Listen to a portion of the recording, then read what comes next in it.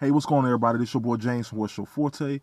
And if y'all saw my last video, I kind of was going through the Bimmercode app, and there was only 2 options available. So once I finished that video, I got a prompt that there was an update for the Bimmercode app.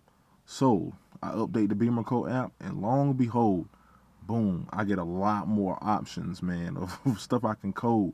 So what I'm going to do today is give a PSA to everyone. Update your Bimmercode app, 1, and then 2, just going through those options that popped up and the other options that you can code. So I'm not actually going to be coding anything today.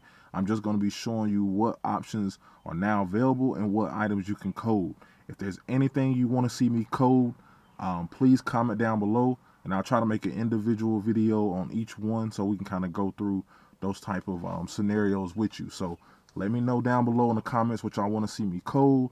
If it makes sense, I will definitely do a video on it. All right, so let's go ahead and get into the new options that you can code now with the Bimmercode update. All right, everyone, so you may have saw my last video where I was getting those error messages popping up saying this OBD unit cannot code this or that. So I did do some research. I reached out to the Bimmercode king himself, John, I'm gonna say Thick F30, but Thick Whips, and asked him a couple questions, and he was basically shed some light. And basically, I need to be using a different, Bluetooth module. So pretty much, the one that I'm gonna be using, which I'm gonna get my hands on here very soon, is the OBDLink CX or the MX Plus. Because there's specific ones you have to use for the G series models. So like if you have like an E series or F series, like an E90 or F30 or anything like that, you can still use the VP, can code everything you want. But when you get into some of these newer vehicles, there is a more updated module that you will need. So I'm going to be getting my hands on that very, very, very soon. And then I'll be bringing back the full coding experience for you guys. So if anything throughout this video you want to see me code in more detail, please comment down below and I will get that video to you. Today's video is just going to be showing you more so, like I said, the update.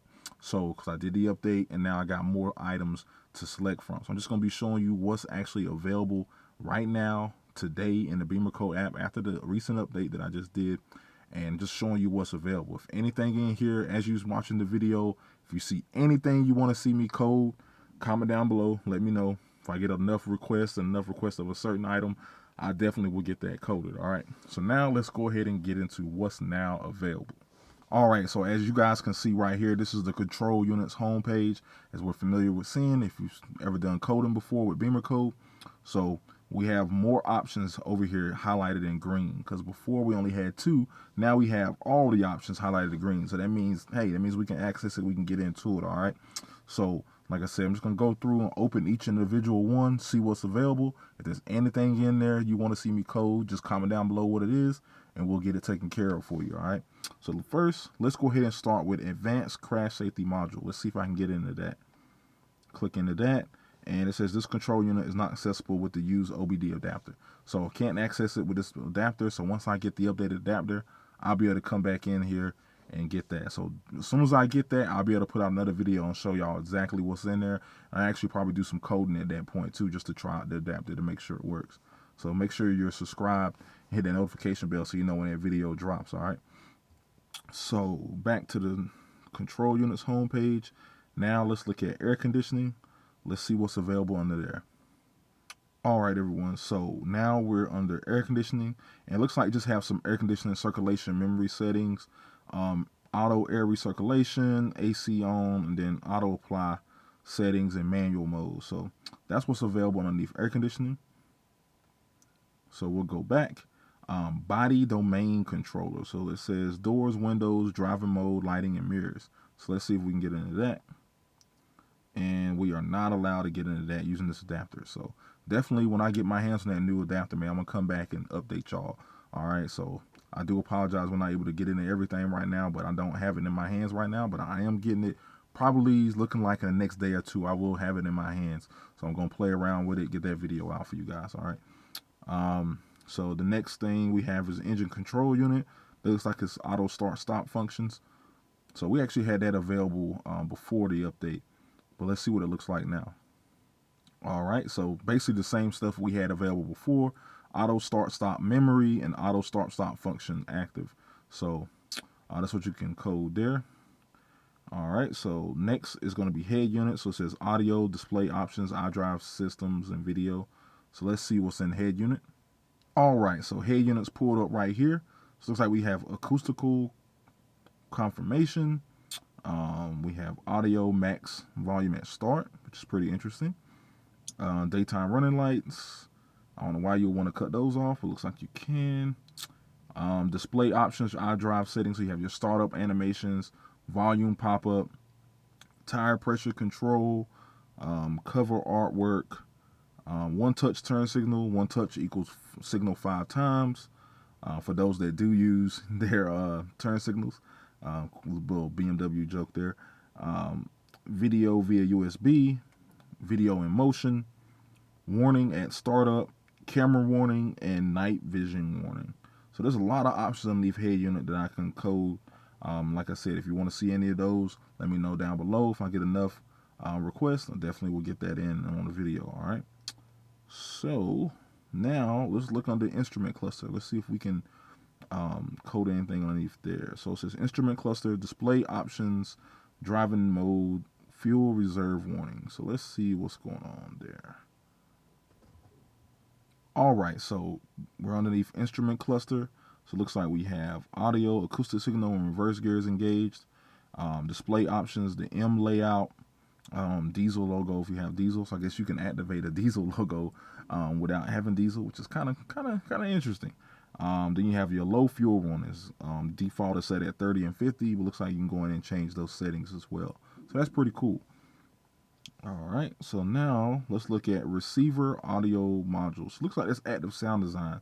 There might be all this in there, but if it is, we've already covered that in my last video about the active sound design. It does sound different. It does give the car a more natural engine tone and noise. There are some people that like the active sound design, some people that don't, so you do have that option there.